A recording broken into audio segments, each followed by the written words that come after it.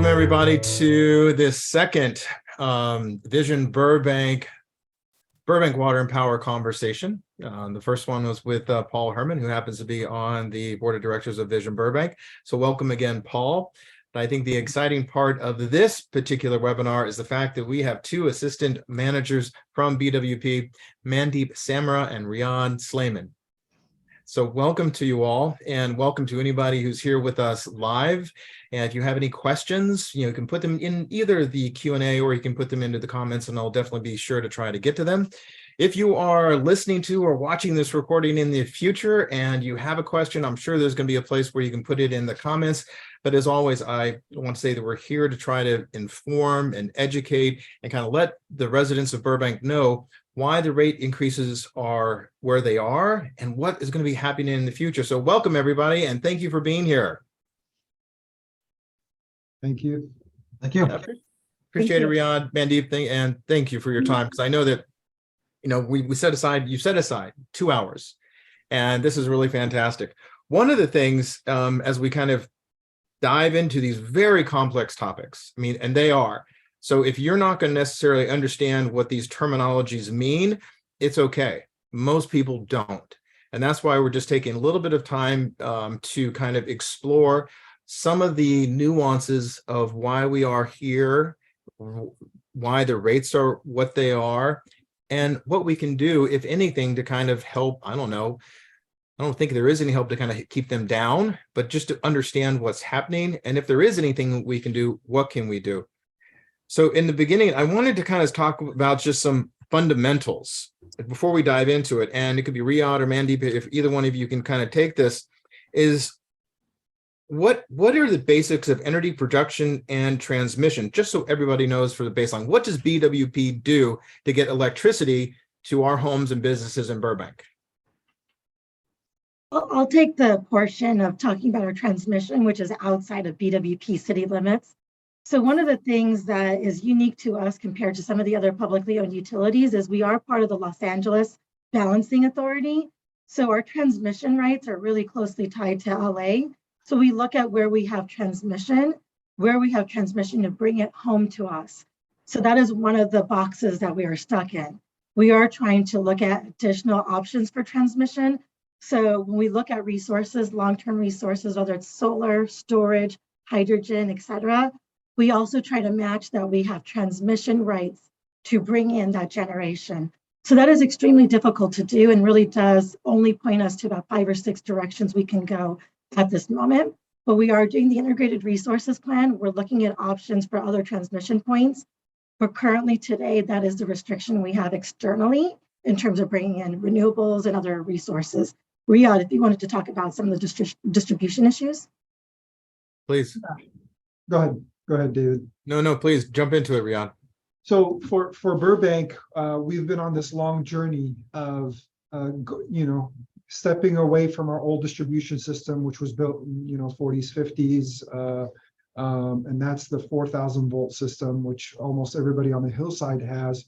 But on the basin area, you'd have the newer conductors, the newer poles, all of those are the 12,000 volt system. And what this new system does is it allows us the capacity to be able to not only bring in the distributed energy that people might have, whether it's solar or whatnot, and it also allows us to distribute the big spot loads and the bigger loads around town, like all the big developments that we have. We cannot serve them 4,000. We need to build 12. So if you ever seen a map of our system of where the 12,000 volt system and where the 4,000 volt system is, the 12,000 volt is in all the areas that have high energy usage, high density of energy and load. Whereas the lower density, which is on the flatlands and the hillside, those are 4,000 volts. And so we've been on this journey in the last 30 years to convert these areas from 4,000 to 12,000 to be able to get more capacity and energy there. But we still have another 24, 25 years to convert the rest of the city. And the constraints that we have now with SB 9 and SB 35 is anybody could turn their low density area into high density. And then all of a sudden the 4,000 volt system might not be enough to serve. And so we're sort of struggling with that and seeing how we can make it work with our analytics, without having to spend double the amount of money to upgrade that system in a short period of time, whereas we had a long-term plan of doing it over 25 years. Excellent. And just a little bit more of an examination of what you just said is that we get, and we're required to get energy. I mean, I kind of naively thought that big, beautiful plant that's right there on Magnolia was the sole source of energy. It's like, that's where they make it. That's where I get it. That's it.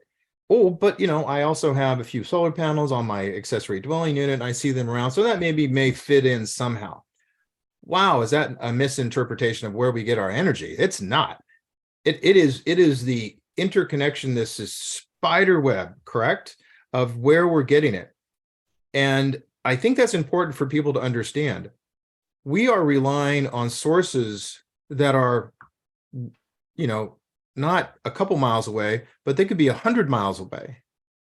I mean, Intermountain, I didn't know what Intermountain was. That's a coal plant that is where? It's in Delta, Utah. So, David, you're absolutely right. I, served on the Water and Power Board for about 7 years. And I guess what I was really surprised at when I, first joined the board and started to learn about where we get our power from is the reach of BWP. It's not a local utility. I mean, we're really regional. I mean, it's the whole southwestern United States. We draw power sources from Arizona, Utah, Nevada, Washington. I mean, it's basically the whole western United States is part of BWP's electrical production resources. So the light that's on right now in front of me, the source of that electricity could be coming from just about anywhere. Yeah, we have a lot of people don't know, but we actually were one of the agencies involved with the construction of Hoover Dam, and that power project, going back, I think, in the 1920s. So BWP is over 100 years old, and we own a very tiny portion of the Hoover Dam power project. I think it's around like 1.2%, something like that. Mandip would know. It's 2%. 2%. So 2% of the Hoover Dam, when you see that electricity being generated, 2% of that's coming back to Burbank. Do we have a plaque someplace on the Hoover Dam I can go take a picture of? I wish. But I will just add to that. So 2% of our energy comes from Hoover Dam, but the percentage that we have of the dam itself is less than 1%. Less than 1% of 1%. It's very, very small. But overall, for our portfolio, consistently, it's around 2% that it adds for us. Okay, and that's hydroelectric. So that is a hydroelectric source. Water is stored behind Hoover Dam, as an example, and then is released. And then what happens when that water is released? What are the fundamental basics? Well, so you do have turbines in there that do turn, and it depends on the lake levels that are there. And I will also highlight the lake levels that are there now. Lake Mead is much lower than it was 10 years ago, 5 years ago, 3 years ago. So we would have historically gotten 3.5% of our energy from there. And it really depends on the amount of water, and then the turbines, and the turbines need a minimum amount of water to work efficiently. And then that's what produces the electricity. I believe there's probably 16 to 20 turbines there, maybe 18, I'm not quite sure, that really do, from the Nevada and Arizona side, the work to develop that power on a consistent basis. But our number has been decreasing as the lake levels have been decreasing. So it's an association with the lake levels. And thank you for that. That's a good explanation, because I was kind of wondering, not the rains that we have experienced this particular season are not necessarily, filling up, the lake for Hoover Dam. That is a really good point. I actually was out there for a site visit 2 weeks ago. It's actually gone up 3 feet since October of last year, but it's still significantly lower than the levels that we need. So that is just something to keep in mind. And what we've seen in California is not what we're seeing in the Colorado Rockies, where the melt is coming for Lake Mead. So we will really see the runoff later this year. But right now, it's not going to help with the overall energy that we're getting from the plant, based on the conversations we've had with the general manager there at Hoover. So you were there in October with the people at Hoover Dam. Mhm. and you're taking in, and you probably had, multiple conversations, or you could very easily, about what's happening with the snowpacks and how that's going to affect what we're going to get from them. And I think that that's also very important because it's a very small percentage, like you said, 3-4% max. And here's again, this first part of this conversation, I want to be on some fundamentals. Greenhouse gases. Hydroelectric produces how much greenhouse gases? Zero greenhouse. It's carbon free. It's a zero carbon resource. So this thing doesn't contribute at all, and it is. But the interesting part that hopefully we're going to get the chance to talk about, it is not necessarily categorized as a renewable source, even though it is supplied by water that is typically created from snow melt, and snow does come regularly. You can't really control it. You can't control wind, you can't control sun. But it's interesting that when you and I had a conversation, hydroelectric power is not considered a renewable energy source. So it's large hydroelectric that is not considered a renewable resource, but small hydroelectric, I believe less than 30 or 25 megawatts, which we do have a resource, Tieton, which is located in Ukiah County, Washington. We have 7 megawatts of that resource. That resource is considered renewable. And that was designated over a decade ago, almost a decade and a half ago, by the regulators when they defined what renewable resources were going to be. And that's just how the classification came out to be. So that was a good point. And again, I'm going to try to put pins in a few of the things that you say. And we're talking about connectivity, where we get our energy. And you just mentioned something that does qualify as a renewable that's in the state of Washington. Yes. Okay. I find that fascinating. So we're talking about hydroelectric. We're talking about getting where we get our energy resources and just the fundamentals for Burbank. Can you talk a little bit about Intermountain and what it has played and what its future role is providing energy? Specifically, how much do we get from it? How much have we relied on it in the past? And where are we going in the future? Because this Intermountain is a coal plant. So the Intermountain Power Project, or IPP, is located in Delta, Utah, a couple of hours east of Salt Lake City.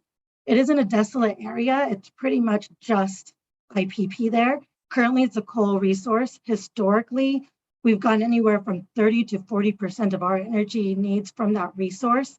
It's one of our most cost-effective resources, and it's also base load, meaning that it runs 24/7 or can run 24/7, but we do control it based on our needs. So hour by hour, we could ramp it up, ramp it down. It's very efficient that way. And also starting this year, we really reduce our debt service to close to zero, and next year it would be zero, but we now have issues with delivering coal to that unit. So historically, over 30% of our energy mix. This year, it'll probably be close to anywhere between 10 to 15% of our energy mix. So that's a big reduction. Big reduction, and that's one of the reasons our rates are going up, because that big reduction in our lowest cost resource leads us to purchase resources from the spot market that are usually double, triple the amount, especially in the summer. And we've actually had a winter wave. And so winter prices were actually quite high because we did have a cold snap. So natural gas prices are high, and so are energy prices. But Mandy, if we have one of our most affordable sources of energy that it can very quickly turn on, why are we having to go from 30 from Intermountain getting 30 to 40% from them to almost half of that? And you mentioned coal supply, or just being able to get coal there. And I think when I heard this, and I hope you just spend a couple minutes on it, so we can kind of understand just how much we rely on that coal producing factory. That's a great point. So there really are two reasons. So first is, in terms of coal supply, one of the biggest mines that we did long-term contracts with actually caught on fire last year and is currently closed. So in terms of that supply, it was over 20% of our supply that is now gone. It's not part of the mix. Secondly, in terms of labor, you don't have a lot of coal miners anymore because that facility itself is going to be converting to natural gas. You don't have railway engineers who actually drive the railway cars to Intermountain with the coal. And you also don't have a lot of truck drivers anymore. And a lot of this happened post-pandemic. So you lost three pieces. You touched on something. I apologize for interrupting. What is going to natural gas? Oh, IPP will convert to natural gas starting June of 2025. Natural gas and hydrogen. So this coal plant is being basically turned into a natural gas plant and hydrogen plant. It's going to be a new plant at that same facility. But the challenging thing is it goes from 1,800 megawatts, which is a really big resource, down to 840 megawatts. We had about 89 megawatts of that coal, so about 30 to 40% of our needs. We're going to go down to 28 megawatts of that natural gas and hydrogen mixed resource. So that gap there is what we're also trying to figure out for our future needs, how we can fill it. We're definitely looking at renewables, but it's just something to consider that you have this baseload resource that you can ramp up and down based on your needs. And now we're losing that baseload resource quite significantly. So, David, if I could interject here, because it gets a little confusing if people are, watching, say megawatts, and it's difficult to say. Mandip says that's 30 or 40% of our what we need or of our load. But can you kind of dive into this, Riad or Mandip, about kind of an explanation of the power requirements of our city and what our loads look like? Well, so within the cities, we have obviously a diverse range of customers in the city. We have quite a bit of studios. We have some manufacturing. We have a whole lot of residential, and so the load that we're looking at, and especially my team when we're doing the long-term planning for the distribution system, we're looking to make sure that we can safely deliver power at the peak of our usage in the city. And that usually happens around the summertime when we've had 4 to 5 days of 100-degree+ weather. That's when we start seeing the peak of our system, the most energy our system can use at one time. What is that number? 331. 331. So the peak power, that load that we'd have in the city, it's 331 megawatts that we'd have to have, enough generation capacity to service all the customers in the United States, in Burbank, on the hottest day of the year. Okay, that's kind of what I was getting at. But yeah, please continue. No, but I mean that's it. I mean it's actually the 331 is a calculation. 322, I believe, is the marked, and that was based on 2017, our 2017 peak. But our engineers went through and did the data for 2020 and 2021 based on the pandemic, and we would have had a 331 peak if it hadn't been for the pandemic. And so for our purposes, we're using 331 as the number. And so what's on the low end, like, on an average day, what's the load requirement? I think it's 220, Mandip. You might know. Around 200, 220 is a good number to use, say, winter months. And sometimes it dips down to about 150, but on average, 220 is appropriate. And at night, like when the power requirement's the lowest, what are we looking at? 100? About 120 to 150 megawatts. So I just want to highlight that, illustrate that, you're going from 120 megawatts to maybe 330 megawatts. That's a big delta. There's a big spread there. And so, when you're talking about power generation and having all these resources and being able to rely on them and make sure that they're there, it's not an easy task, because it's, you have to, not necessarily have like a plant and IPP that provides that base load facility. You have to have all these other resources that can ramp up to serve the needs of the communities, to make sure that we have enough power on those hottest days of the year. And there's a lot of planning that goes into that. Can we, and you bring up, and thank you very much for that, Paul, because you're touching on something I think is very important. Because in my naive understanding of energy, I always thought, in my house, I turn on a switch. Can't you all just turn on a switch? Can't you just ramp it up? Can't you just automatically say, hey, I need more and have more? That is a good point. And I think before I got into the industry, I thought the same way. But we have so many rules and regulations from the federal level all the way down to the state level, as well as our balancing authority. So on a day ahead, we have to plan what our peak is going to be and secure energy to meet that peak. And then real time, which is intra-hour, within the hour, we have to adjust as well.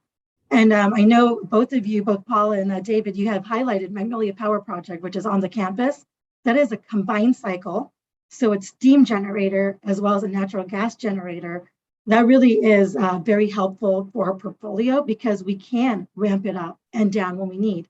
So when you see that 322 peak all the way down to that 100, we could really lower our intake of that facility and then rely on some of the other resources. Unfortunately, a lot of our renewable resources are intermittent, which means they only turn on when the sun is shining or the wind is blowing. And if the wind isn't blowing, there's no wind. And when there's no sun, there's no sun. So you just don't have that consistency through the day. So resources like the Magnolia Power Project are the reason we're at 99.999% reliability. Correct me if I'm wrong, Riad, but it's that as well as our distribution system and the voltage regulation on that. But this power project on our campus is really a big driver of our reliability. And it's one of the most efficient resources of its kind in the entire nation. Mandip, I want to touch on the 5 nines of 99.999% reliability. It's amazing that we're able to achieve that. And that's largely due to Riad and his team. Riad, I remember, years ago when we achieved that, and you were largely behind that and doing the planning and making sure that we were able to achieve that standard. Riad, can you speak to how BWP was able to achieve that, and also what that means for the people in Burbank? Yeah, well, I mean, thank you for the credit, but I think the credit goes to as well for the generation end as well, because that's obviously what makes it possible. Because if you don't have generation, then that number is going to be super low. But a lot of that has to do with the AM. We went through the DOE funding stage of smart grid in 2010-ish, and what we did is we elevated our game. We put AMI meters out there. We put boots on the ground to look at our system and make sure that we have the right records in place. Not only that, is we brought in the technical system to allow us to analyze the meter data and figure out where the overloading, where the stresses on our system is. If you go through Google and you map out a place you want to go to, now Google, you could see how much traffic there is. You could see a heat map of where all the freeways are backed up, so you could avoid that. Well, that's literally what we did with our system, is we laid out our system, and the AMI meters would literally tell us, hey, look, this is how much loading we have at this meter. Well, we know where the mapping is. We know where that stress has come into our system. So what we ended up doing is we sent out work orders for our field crews to go and upgrade things that our engineers said, hey, this is overloaded. The next summer it's going to blow. And obviously, whenever things like that, an outage happens, your availability numbers go down. When you're talking about reliability numbers, the 99.999% is actually system availability. That's what it's called. And that's really hard to get to, but that's how you do it, is by going into the details and doing analytics and trying to predictively replace assets that are overutilized before they fail. A couple questions, just for the neophytes of us who are here. What is an AMI meter? Advanced metering infrastructure, and that's a meter. That's a meter that is able to read the power consumption and the loads and be able to transfer electronically. As opposed to your old mechanical meter, you had like the dials on there, and you'd have somebody physically go over there and read that meter and then put it in and then come back. So is that the meter that's on my house or business, or is that something that's connected to where a transmission is going from? Virtually every meter, I believe, in Burbank is now a smart meter, and basically it's feeding information back to BWP, every minute of every hour of every day. And that's the map of consumption that you're able to look at to see where the energy is being drawn into? Correct. That feeds into our system model, right? Our system, we know what wires are connected to what, but some wires are smaller than others. You have the main trunk wire, And then you have some of the smaller wires that go through and feed parts of the city. Well, if you have too much load and the wire's too small, that wire is going to get heated and it's going to burn down, right? Or it's going to cause some issues. So what this AMI system now does is it brings that data into the system. We analyze it and we can tell, oh, we have too much load on this wire. Let's go out and replace it, make it That's the a right risk. size so that it doesn't burn down. And that's exactly what Burbank's done. Even as trivial, as simple as that sounds, other utilities haven't gotten there yet, which is So, but that also goes because recently, very recently, there were crews that were putting in new power poles, and were those power poles to hold higher quality or thicker gauge wires? that's part of, so you're talking about $120 million bond that we took out. That's a major portion of that funding is our 4 kV to 12 kV conversion, which I talked about before. That while we're doing that upgrade, we upgrade everything in the system because our poles are old, our wires are old, our transformers are not sized correctly. So it's sort of like we're doing our infrastructure upgrade as well as adding capacity system in one fell swoop. And we're doing that at a big discount because we get to do all of that and get brand new infrastructure in one go. But why spend all that money? You have to. We have to fix our poles are going to break, you know. And if our poles are breaking, that 5 nines is not going to happen. If our transformers are old and we're waiting for them to fail, that 5 nines is not going to happen. You know, if we don't have the wires in place the way they are and upgraded and making sure that they're safe, we're not going to get our 5 nines, and somebody's going to get hurt, by the way, you know, that kind of thing. So they're all, I think you touch on it, and thank you for that, because I was purposely being a little bit antagonistic to say why. Because things that have happened across our country, because we see what happens everywhere. Texas is a really good example where their infrastructure just collapsed under the demand. And when they were looking to point fingers and point blame, is their infrastructure really wasn't up to par. They could not handle it.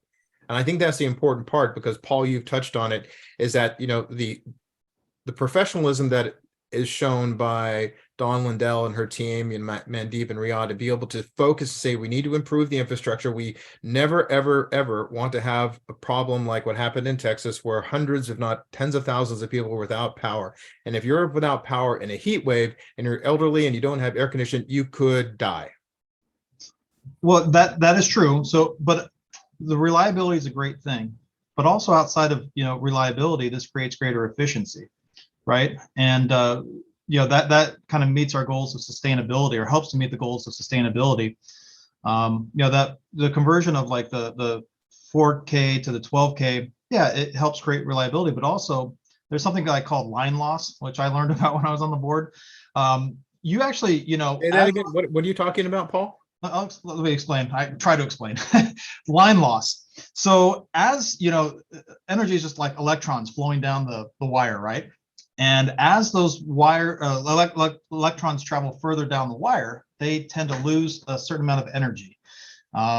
It just kind of evaporates or whatever, right? So, and you lose some efficiency. The longer the line is, the longer you have to have that electricity travel down the line, the more loss you're going to have. So that conversion from 4K to 12K, the 12K is much more energy efficient. Riad could speak to this much better than I can, but it creates greater efficiencies.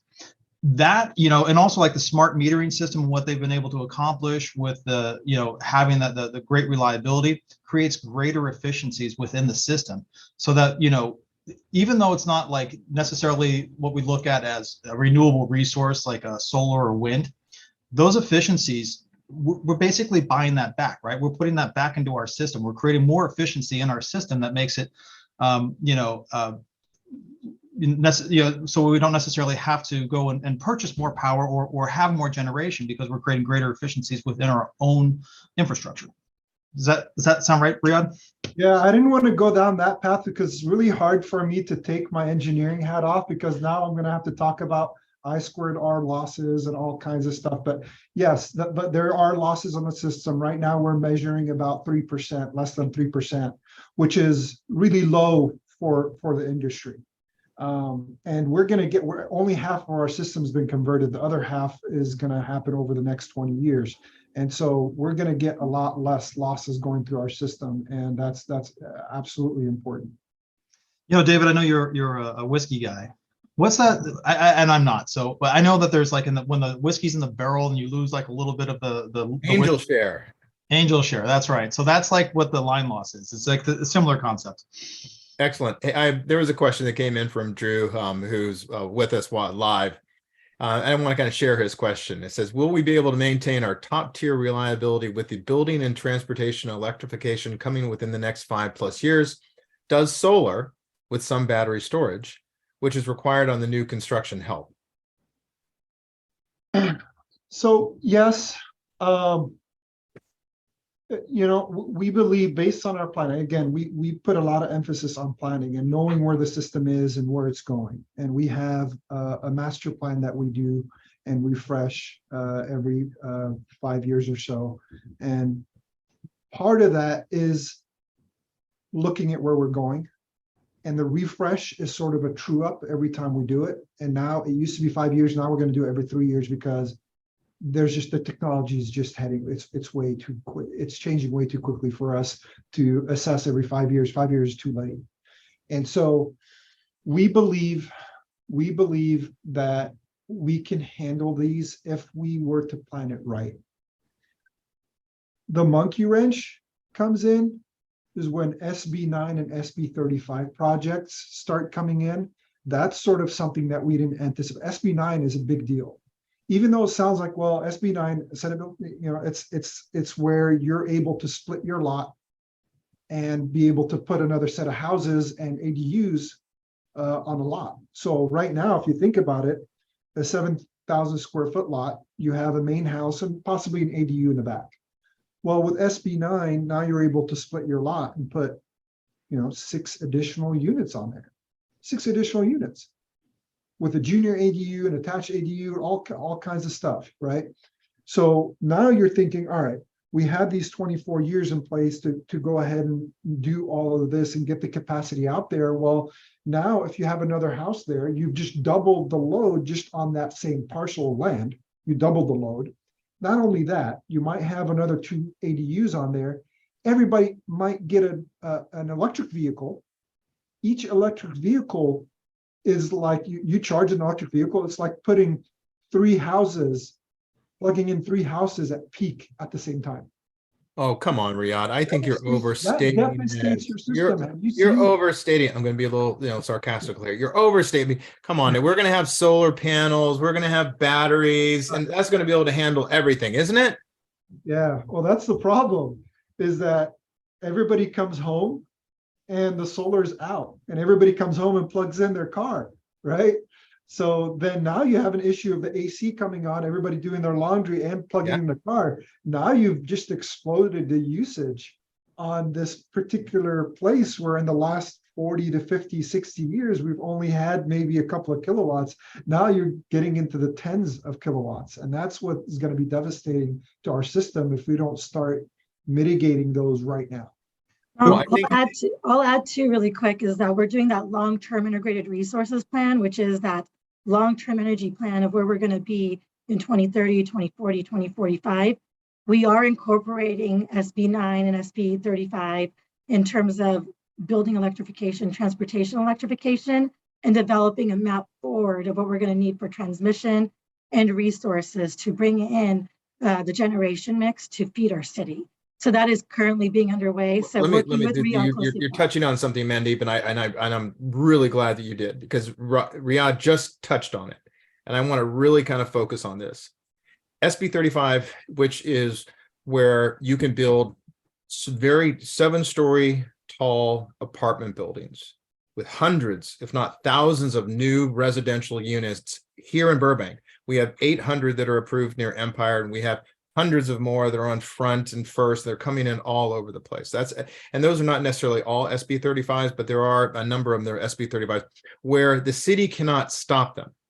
The city is based, you can't say because it's a housing element and the state has said you have to allow it as by right. That's SB 35. SB9, which I'm very familiar with because I'm in that neck of the woods of business, is where you can really ramp up, and you touched on it with the level of electric vehicles, the EVs, everybody's coming home. And with the mandates that are happening on the federal and state, you're going to be getting rid of all your natural gas. So you're not going to have a natural gas anything, no oven, no dryer, no nothing. It's going to be all electric. So not only do you have the potential of having 6 additional units on one lot, and you do, you're going to have how many cars for 6 additional housing units? And are they all going to have EV chargers?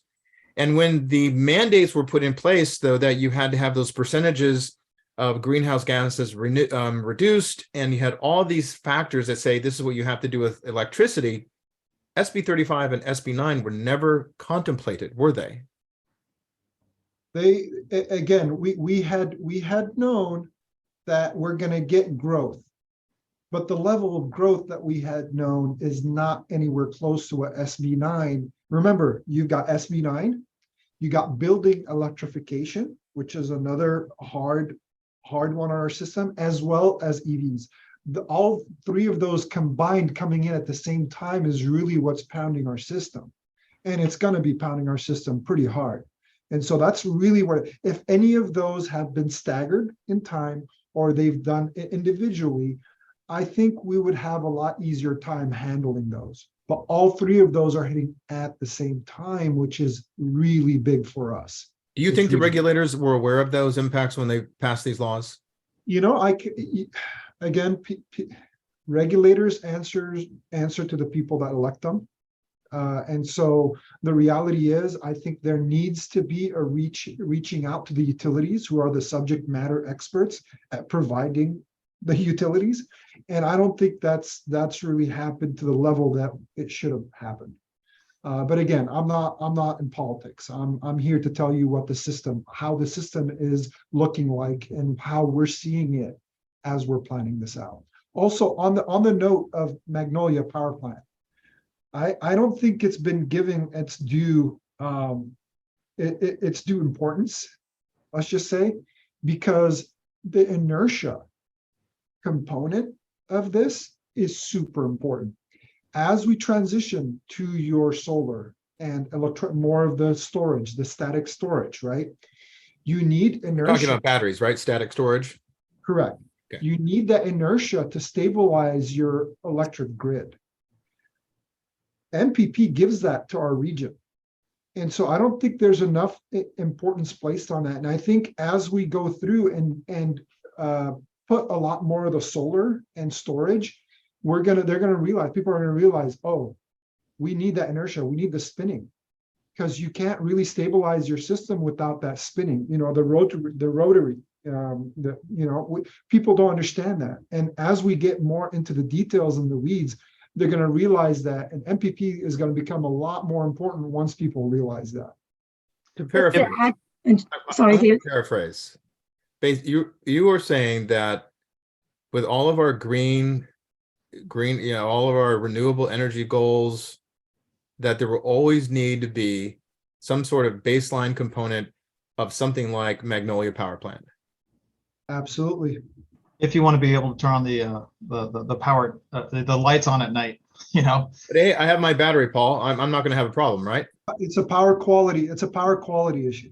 Unless those renewables aren't energizing your battery, because we have a winter like we had this year, or where we had lots of storms and little sunlight.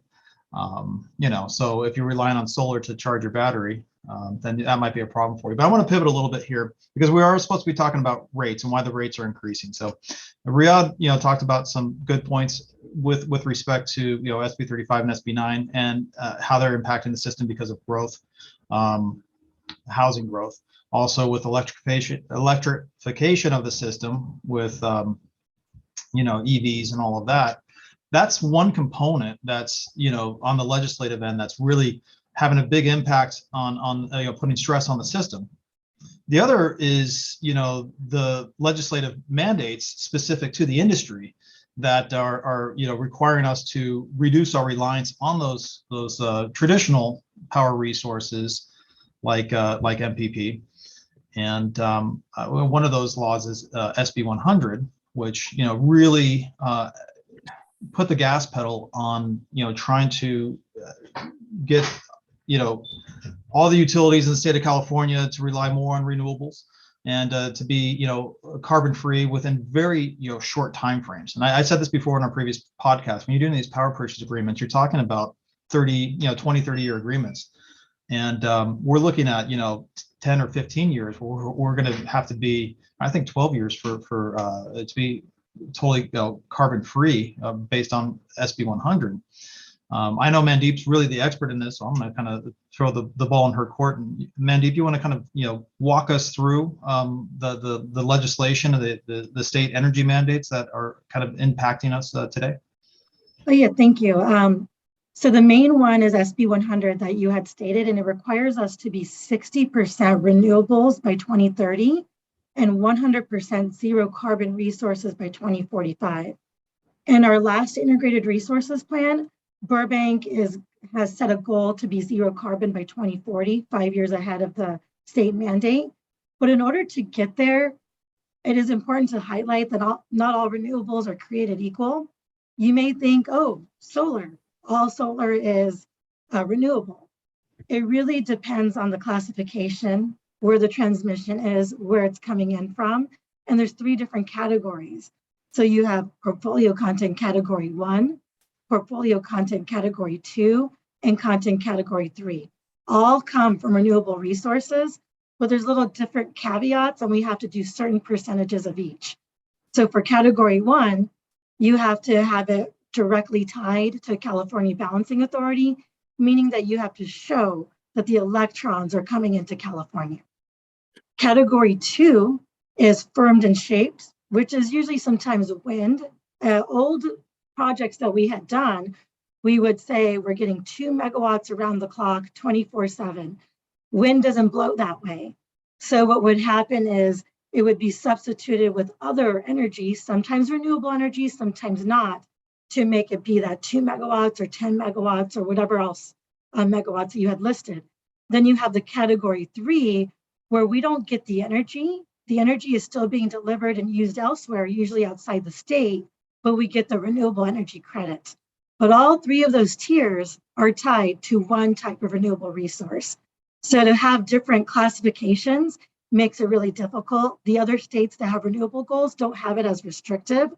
The other additional requirement that was added by SB 350 was that 65% of our contracts for renewables starting in 2021 have to be long-term, meaning 10 years or longer in duration. So instead of being able to go out and doing cost-effective renewable purchases year to year, you do have to lock in a certain percentage of long-term contracts. That is very important to note, because we did a lot of renewable resources back in 2010, 2011, and those are actually going to expire in 2030, 2031, 2035. So that big portion that we currently have, we're going to lose more than half of that by 2031, 2032. So we have to aggressively look at these long-term contracts. And then when you pay for it, it's the price that it's existing today. And today prices are extremely high due to the labor issues, supply chain issues, and also you have this mandate that is looming 7 years away. So the supply and demand issue there. So we're looking at resources that were half the price a year ago, and they're double the price today. And then they're close to prices when we first initially signed up for resources back in 2010. So we're really being prudent about making sure that we don't put all our eggs in one basket today. We look in a couple of years as well.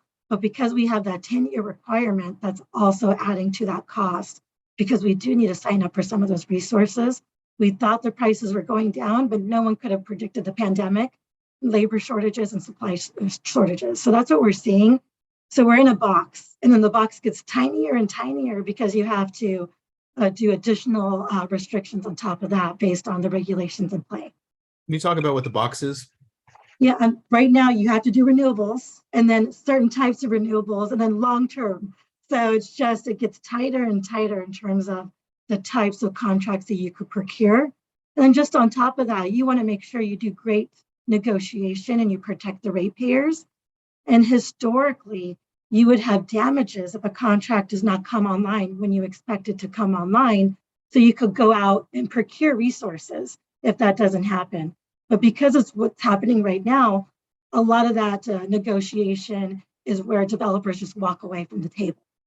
So we just have to be mindful because they're not happening on time.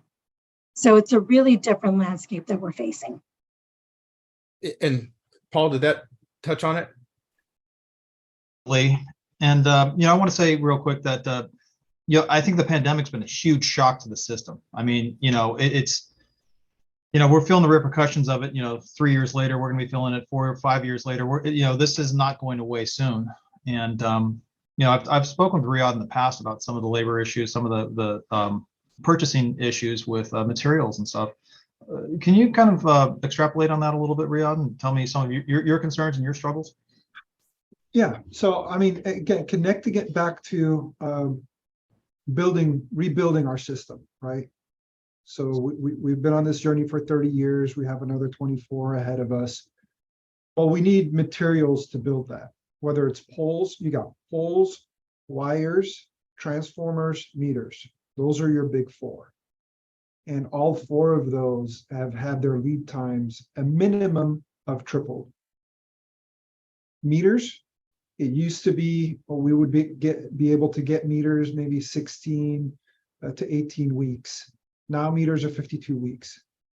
You got transformers, which is the biggest one, actually. Transformers are what they turn that 12,000 volts down to usable voltage of 120, 240 for your house. And if you don't have that can on that transformer on that pole there, you're not going to be able to do that transformation. You're not going to be able to deliver that power. So for us to get those, it used to be around a 30-week lead time, maybe, between 16 and 30 weeks after we order. Now it's 150 weeks, 153 years. Can you talk about that? I mean, where are we getting the meters and the transformers? Are these domestically produced, or are these sourced from outside of the United States? So they're both assembled in the U.S. However, the components are outside, chips outside, right? Transformers, you have a lot of the metals used for transformers. I think 30% of the material for transformer comes from outside, certain metals that are mined. And I think the sources of those metals are mostly Ukraine and Russia. And so I think I heard something like 10 to 15% of the world's sources of those particular metals are Ukraine, Russia. And guess what? Yeah. They're one, right? Not only that, okay, everybody says, well, okay, Ukraine, when the war ends, you're not going to have that issue. No. When the war ends is when you're going to start having a bigger issue, because they're going to rebuild the country, and everybody's sources are going to go to that country to rebuild. We're going to be left out dry. So right now, what we've done as a utility is we've taken, anytime we get a transformer down from the field, we bring it back to our shop. We do everything we can. We refurbish it. We renew the oil, make sure all the fittings, everything is good. We send it back out so we can use it out again. We no longer just scrap it because it takes us too much time and energy to refurb that, because we can order it. We can't do that anymore. We're reusing those resources. Poles, those are the basic backbone of your infrastructure. Those used to take a couple, 12 weeks. Now they're 30 weeks plus. For the poles, the wooden poles that are in my backyard. Yep. But don't they just come from a forest close by, and don't you just spray some stuff on it and make it good? Yeah, but also we're using them for all the areas that get all of the severe winds and storms. They have to replace all their poles. In fact, IID, which is Imperial Irrigation District, south of us, 2 hours down, we've gone down twice in the last 2 years to help them rebuild their poles, because all of the winds and all of the crazy environmental activities are just taking down the poles. Texas, in the east, they had a bunch of poles go down. They reuse those poles. They have to use them. So we have to go back and reorder and get our place back in line to get those resources in. Plus, all of the prices have skyrocketed. Transformers, they doubled in price. Meters, they doubled in price.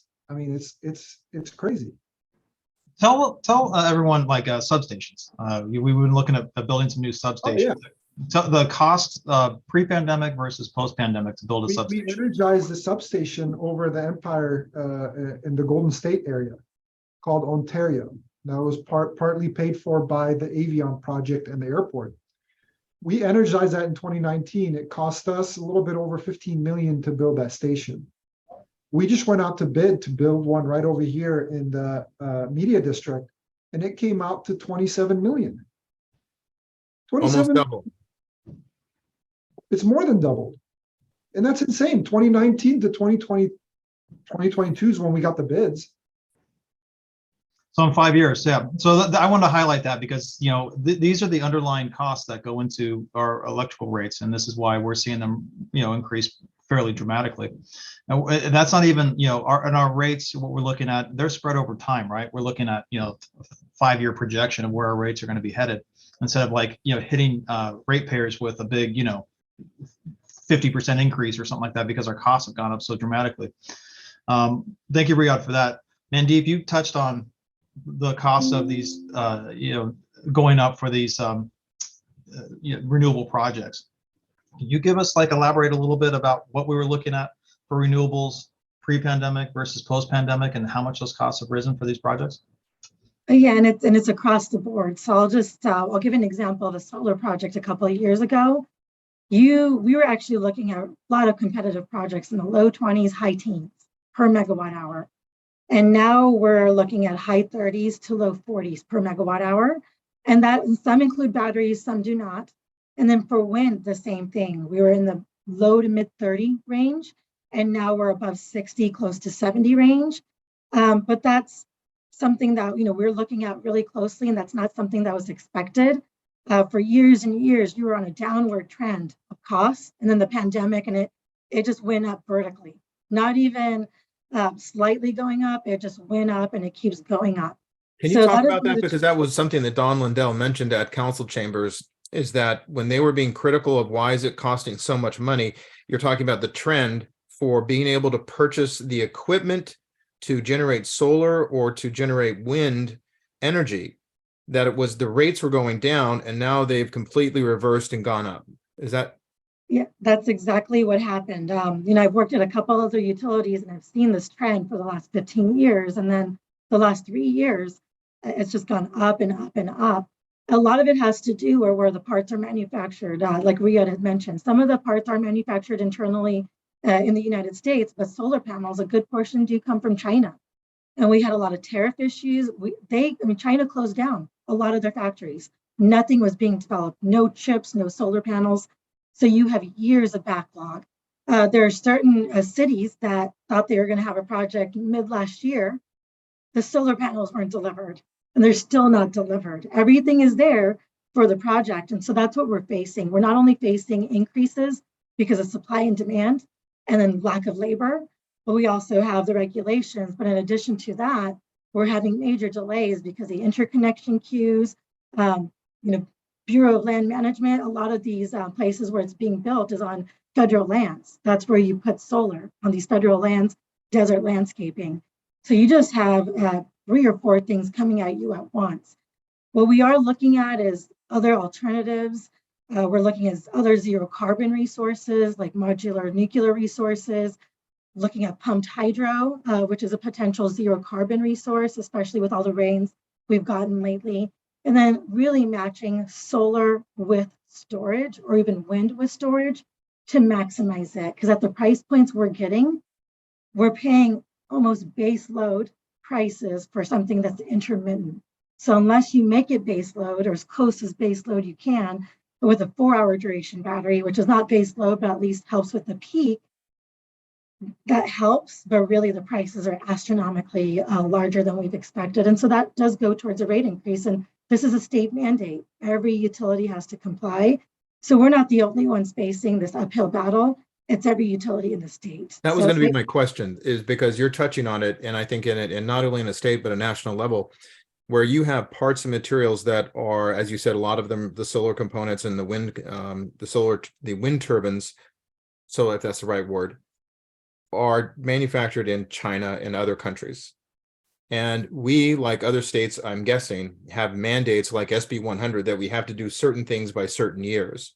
So that puts a lot of pressure on the utilities to be able to purchase these energies, and that you have to go online with them because you just have to. So now it's a competitive market where you all are fighting for the same limited resource, correct? You hit the nail on the head. It's very competitive. So let's just talk about that. Because we have to follow SB 100, which was a legislative initiative that was passed at the state level, we are now fighting for products that are nearly impossible to get. And if we do get them, we're paying so many multiples over what they should cost with various factors. Wouldn't a considerate, compassionate, I'm getting on my soapbox for just a minute, bear with me, Paul. Would a compassionate, considerate electorate say to the state, because we're spending so many magnitudes more for these products and it's almost impossible to get, which is coming down and affecting our most vulnerable communities, can't we just put those on pause until the rates come down so we can give everybody a break? I'm not saying to dump money into as a rebate to somebody. I'm saying let's just hold off on these goals, because right now you are mandated by law to do this. So you are mandated by law that if you don't, you have to go buy them. You don't have a choice of whether you're going to buy them or not. Mandip, mandated by law. Just explain real quick before you get to your next point. Yeah, there's fines associated with that. What those fines would look like for the city of Burbank if we didn't comply with the state mandates. We went through the analysis based on the contracts we have in place today. It would be $147 million by 2030 with the current existing fines that exist, and the fines are only going to go up. So 147 is the lowest cost it would be for fines. Not only will we have to pay the fines, but we still have to procure the energy. So what we're trying to do is avoid those fines. And David, you bring up a really good point, and that really is a decision of the voters and the electorates out there. I have to be agnostic here because I'm in a role here where I have to comply with the mandate, but it's really up to the voters and the voters talking to their legislative reps out there to get these issues up to that level. But that's what we have. We have penalties for noncompliance, and both ways are going to cost money. So what we would like to do is avoid those penalties, get those contracts, because that would save us 147 million, right? It's going to save us 147 million at the minimum. At the minimum. At the minimum, if we do not comply. So I just want people to understand that if we had to spend 130 million additional monies to get and to fight for these components, we'd be saving ourselves, at minimum 17 million. So there's a significant advantage to do that. But one of the things, as I deviate just a little bit, because, it has taken us almost exactly 60 minutes to get to these kind of points. And we're talking about, the labels and terminology and the lexicon and the definitions that are very hard to understand, which is what we said in the beginning. This is complex stuff. So if you're still with us, you're listening to this, thank you, because I'm hoping you're going to be able to get something out of this. One of the things that SB 100 does talk about are all of the targets. And it does also say that under existing law, a violation of the Public Utilities Act or any order, decision, rule, direction, demand, or requirement of the PUC is a crime. And so that's why we're talking about you have to then. That's why the Burbank Water and Power is moving in this direction, is why both Mandip and Riad are, to use your word, agnostic. You have to follow these things or we're going to be in trouble. The other part of it is, as a lot of this legislation talks about communities, disadvantaged or disenfranchised communities that are going to be affected, because they may be affected.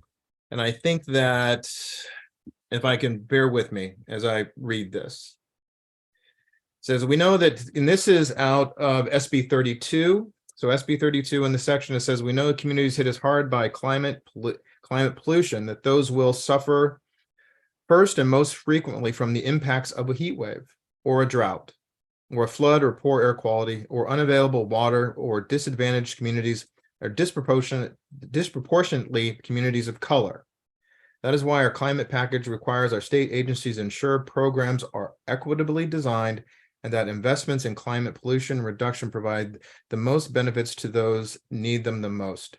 The part about this that I find kind of concerning is that there is no mention of the cost. And I don't know if that was ever a consideration, because if you look at disadvantaged communities and what is impacting them, is that the costs have doubled, tripled, quadrupled, and they're going to continue to impact them.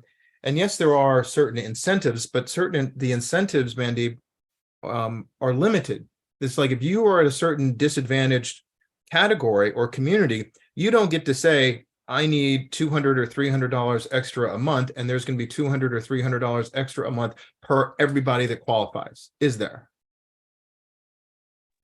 No, there isn't. There isn't that option. And I think all these bills were done independently. So you have the mandates, you have the focus on disadvantaged communities. And just to highlight it, where we work, where the Magnolia Power Project is, that is one of the largest areas of disadvantaged communities we actually have in the city, as well as that downtown corridor.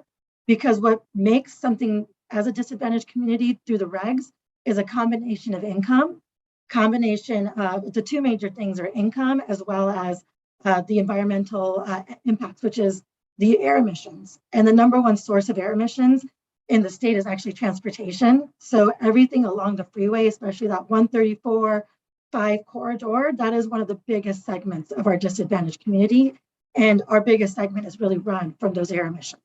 So it's just something to keep in mind. So it may not be for Burbank correlated with the income levels, but it's also more so correlated also with the emissions levels. Like you mentioned, we do have incentives available for low income. And I think we're looking into the values of what those incentives are going to be in the future. But a lot of some of the projects that we do, where we put in the electrical vehicle charging stations, we do look at disadvantaged communities. We do have to install a lot in the disadvantaged communities. So there is, we're working on a transportation electrification plan. The integrated resources plan actually has to discuss the impact on the disadvantaged community. We did hire a consultant to do that analysis, and that'll be the first time we're doing that in-depth analysis. So I think that's going to give us step one of how we're going to get to the solution. And it may not be easy, it may be costly, it may be 20 different methods to get there, but step one is that integrated resources plan, figuring out the cost, figuring out where we have to put devices. But just to add on, one of the things that we do plan to do is investigate carbon capture and potential hydrogen at the Magnolia Power Project as well. Magnolia Power Project is not our number one source of emissions in the city, but just to mitigate that as well, we're looking into that. And that's something we have to investigate. Paul, I have other questions, but I want to see if you have any other kind of keep us on track, because I'll take us off track really quickly if you don't. Well, it's a complicated issue, and you got a lot of times people who seem to have simplistic answers. And so, Mandip mentioned like hydrogen, and there, there's this call for like green hydrogen, and like, hey, that's the solution. We'll just use renewable energy resources to create, green hydrogen, and we'll use green hydrogen to power these new plants we're going to build. And it sounds wonderful, except for the fact that it's an unproven technology that hasn't been done to scale. So, we don't know, if it, with the feasibility of it, right? We believe it's feasible. We don't know like what issues there may be with trying to integrate that into our power resources. The other thing is, that you don't think about is the cost, right? It's like, well, we'll just create green hydrogen with renewable resources. We'll use wind and solar to, basically do electrolysis to create this hydrogen. Well, Mandip kind of explained to me recently that you need 3 units of renewable power, like let's say 3 megawatts of renewable to create 1 megawatt of green hydrogen. So, there's a huge cost component that goes into it, right? So your renewable resources that you use aren't free. You have to pay for those. You have to build them out. You have to contract for them. They just don't exist. So you have to, let's say, pay 30 megawatts per megawatt for your solar, right? So that's 90 megawatts of solar going in to create 1 megawatt of green hydrogen. So now your green hydrogen component is worth at a minimum 90, right? Because that's your cost. But it's worth, it's probably going to cost you something more than just 90 megawatts. So it's a very difficult and complex issue, when you're doing this kind of cost benefit analysis of trying to, solve these renewable energy issues, right? The other thing is storage. Like without storage, because of the intermittency of these renewable resources, solar and wind, they won't work for the whole grid. They work great, when the wind is blowing or when the sun is shining, but when they're not, we go back to those 5 nines. We're not going to have anywhere near 5.9 reliability if we relied completely on solar and wind, right? We would be going kind of back to the dark ages of just hoping that when we turn the lights on, the power comes on in our house, the lights come on in our house. If we were relying on solar and wind without any energy component. Well, so storage, okay, people say, well, just build batteries. Not that simple. Like what kind of batteries and where do you put them and how much do they cost? Lithium ion, there are, they don't have a long duration charge. They're very expensive to build. You have to build them to scale for a whole utility size grid. And there's a huge environmental component with that as well, with constructing these things, with building, lithium ion batteries.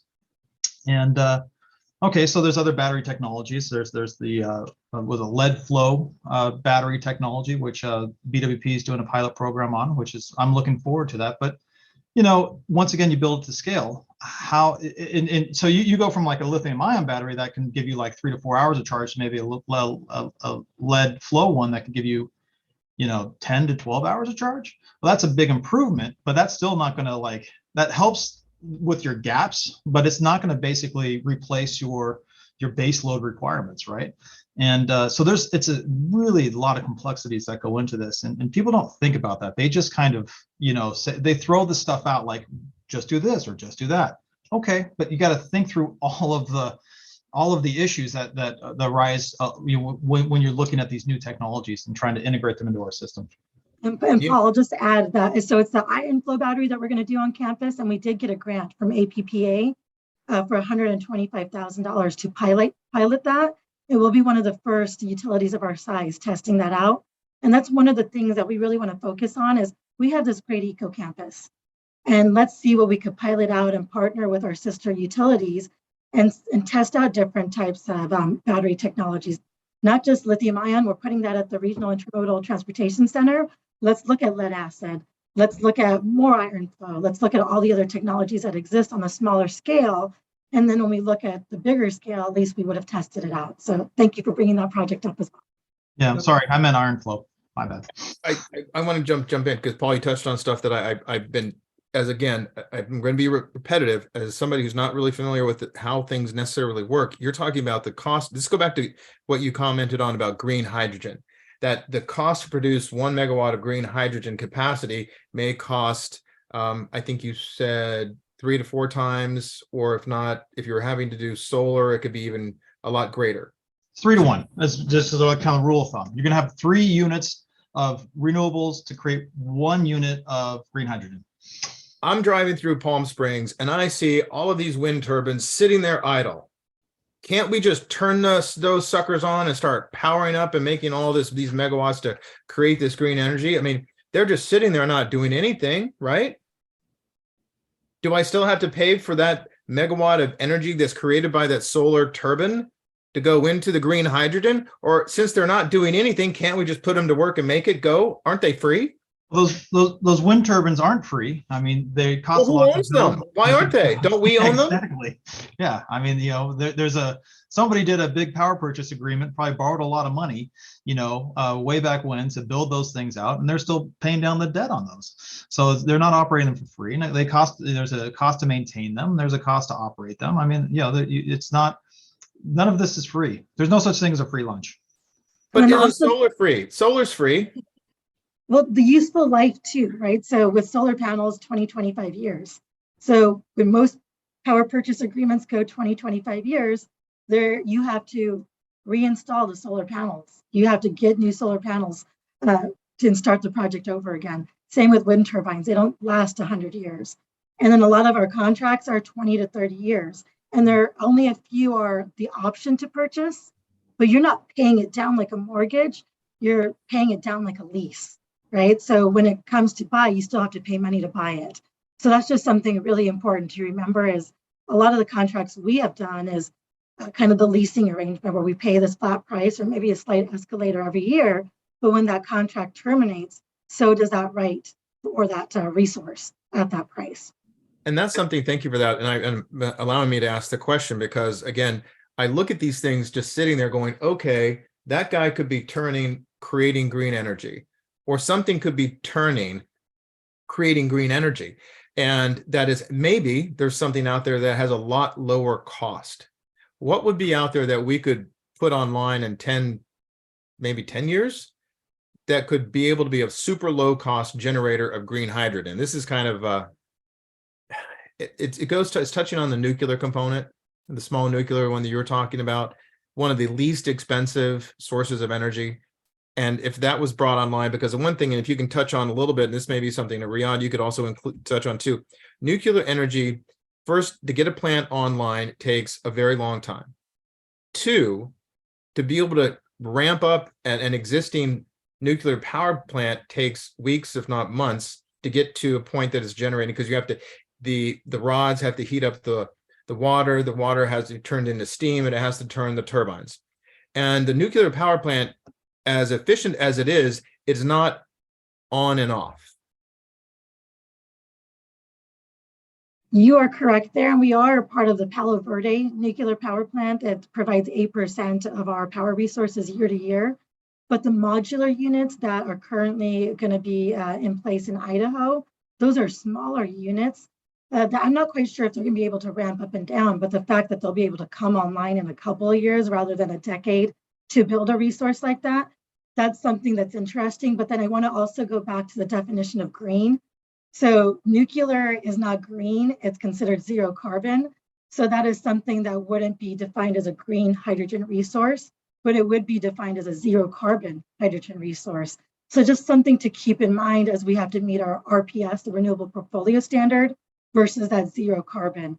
So those modular nukes that are being contemplated, everything is on the table for us. We're doing that integrated resources plan, and this is a community effort, it's a stakeholder effort. So modular nuclear option will be part of the portfolio, but we're looking at everything on the table in a cost-effective manner that is zero emissions. So thank you for bringing that resource up. Can I make one point on the battery types that we were just talking about? And we threw out lithium ion and iron flow, but we need to talk about density here because lithium ion, what makes it popular is its density, right? And in a particular area, you might be able to get 1 megawatt. In that same area, you're going to get 1/8 of that in iron flow. There's an 8-to-1 ratio because iron flow is less dense. You could fit a lot less in an area of iron flow as you can lithium ion. And you're talking about the physical footprint, correct, Riad? Correct. Physical footprint. In a certain area, you can get an initial amount of iron flow. You can get 8 times that in lithium ion. So thinking about the Tesla battery wall, that you see advertised around, and there's these sleek, slim little things that go inside your garage, that times 10, times 8 would be what you would need to have it, something equivalent for an iron flow. Correct. And it gets better as you get more in an area, but generally that's the rule. It's 8-to-1 currently. So to create all of these storage and all this capacity for all these batteries, whether it's iron flow or whether it's lithium, and you mentioned it a moment ago, you need a lot of components and you need a lot of parts. And we don't get those parts here, do we? The majority, a lot of them we don't get here. We get them in other places. You need a lot of space too. Remember, Burbank is constrained. We only have 17 square miles. I don't see any place where we're going to be tearing down buildings to put up batteries. I mean, we're very restrained in that. And there's no risk in a lithium ion battery. I mean, lithium batteries are safe and they don't ever explode, do they? Yeah, they don't expect, they catch on fire, but you can never put them out, right? Yeah. I find it fascinating because a part of the other thing, and we're really going to go into something a little bit more interesting, because as I was reading all of these bills, the thing that touched on me and has not been touched on is ESG. And we're all familiar with ESG, what that means. And if we're not, let's just kind of talk about it. So the ESG stands for environmental, social governance. And as ESG policy is set of guidelines or principles that a company or organization follows in order to incorporate environmental, social, and governance factors into their business practices and decision-making processes. And it's talking about what a company or entities, and this is more specific to smaller entities, not just states or the federal government, but ESG is a rating that a lot of people in Wall Street kind of rate entities, how well they are being considerate of the environmental, social governance. And I'm going to bring it up to say, if you were concerned about greenhouse gases, which greenhouse gases are, they're only localized, right? No, they're not just localized. Greenhouse gases are not statewide. They're not national. They are global. And if we look at trying to source the magnitude of materials that we're going to need for the infrastructure that is, as Riad said, decades away, it'll be, be able to have what we truly need. It's going to take forever. And where we're going to be sourcing these are going to be places that are not within the United States or not in our control, that we can kind of regulate how these products, these materials, these resources, metals are mined, that what those effects to the greenhouse gases on a global level and how it relates to ESG is not being considered. Am I correct in that initial assumption, or?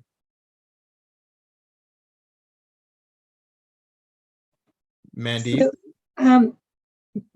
In terms of the state regulation, that is not currently under consideration. So that's how I'll answer that question. It is not contemplated in what the state regs allow for solar plus storage or wind plus storage projects. And is not what it means to acquire that component of renewable, and I'm doing air quotes for those listening, to get renewable. And if we have to source it from a place that is using coal energy, because coal in places like China, or I would imagine Ukraine or Russia or South America, wherever they're, or Africa, coal is readily available. And where does coal rate as a contributor to greenhouse gas emissions? Do either of you know that? Well, in terms of the power mix, in terms of just looking at the power sector, it is one of the most potent. It's almost a 1-for-1. So 1 megawatt of coal on average is about 0.9 metric tons of coal. So it's one of the highest emitting resources in the power sector, but nationwide, globally, it's really industrial processes and transportation that's the #1 source of emissions. But you do bring up a valid point that I don't think was considered and has been considered in the past. Maybe it'll be considered in the future when you look at the types of resources and what it takes to build them and to develop them. Or state or federal policy, which is what I'm trying to bring up a point, so that this portion, an hour and 18 minutes into this conversation, unless I edit out this piece and kind of put it out someplace, is going to be buried. And I think that just for the conversation, it's important to be able to say that if you are a climate concerned person, going green has a cost. And we are talking about how that cost of going green, with the policies that are set forward in SB 32 and SB 100, have a direct correlation to the cost that we're paying for energy, and that how it is most affecting, I think, our disadvantaged communities. And that, I think that's something to consider. And I hope that our politicians and elected leaders keep that in mind. So any thoughts on that? Well, specifically, I mean, what are you asking? I'm asking for an opinion by either yourself as a Burbank Water and Power Board member, previously, or Riad as a transmission infrastructure person who has to go out and buy these components, or Mandip as somebody who writes and negotiates the contracts to purchase the energy for Burbank. Is it a consideration, or should it be a consideration for policymakers to take in a global perspective? That if they are considered about, which is, the overarching thing is what, as I understand it, and this is where I'm looking for some help, The overarching component is how things affect greenhouse gas emissions. And if we are going down in a direction that is creating more greenhouse gases than if we went another direction, should people be aware of that and considerate of that? Well, how are we creating more greenhouse gases? To be able to, it's my opinion, and I would look for some input, is that to create, and greenhouse gases, I'm talking globally, if we were to be able to get online nuclear energy, be able to kind of develop the infrastructure that allows for some sort of baseline transmission, because nuclear is more baseline, then it's not going to be able to handle the peaks, which would be able to, I would think in theory, natural gas. There could be other things that would be more baseline that are not going to handle the peaks during the summer. And if we add the components to be able to kind of have something like nuclear and natural gas, we wouldn't have to, we could then deviate from the path that we're currently on and mandated to be on, which is to increase our solar and our wind production of energy. And to be able to source those elements, we have to go outside to other countries to get them.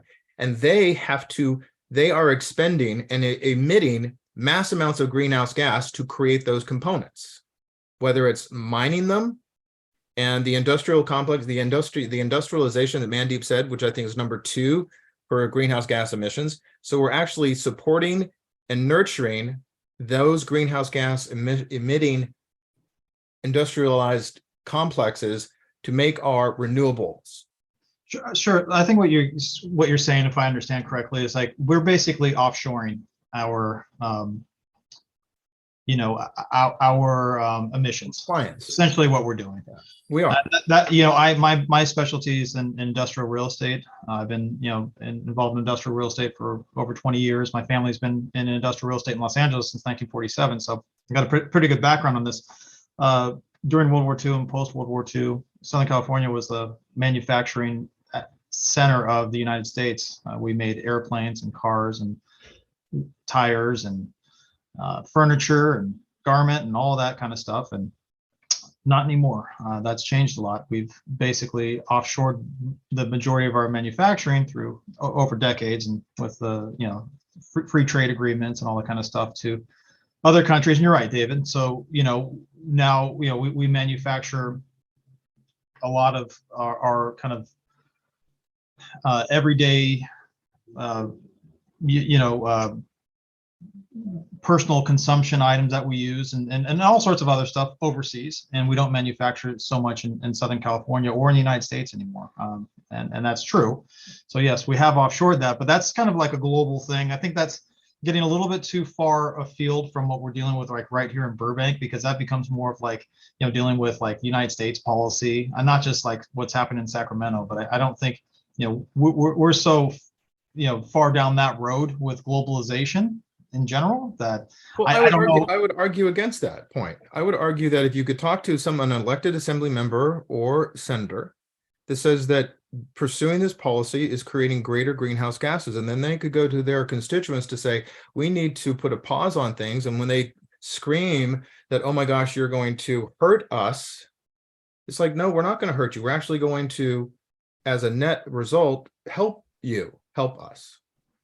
Because listen, we didn't have to source and build all the infrastructure and the capacity for the batteries, for the lithium or the iron flow, and we didn't have to source all the materials for the wind turbines and all the solar cells, and we could wait on that.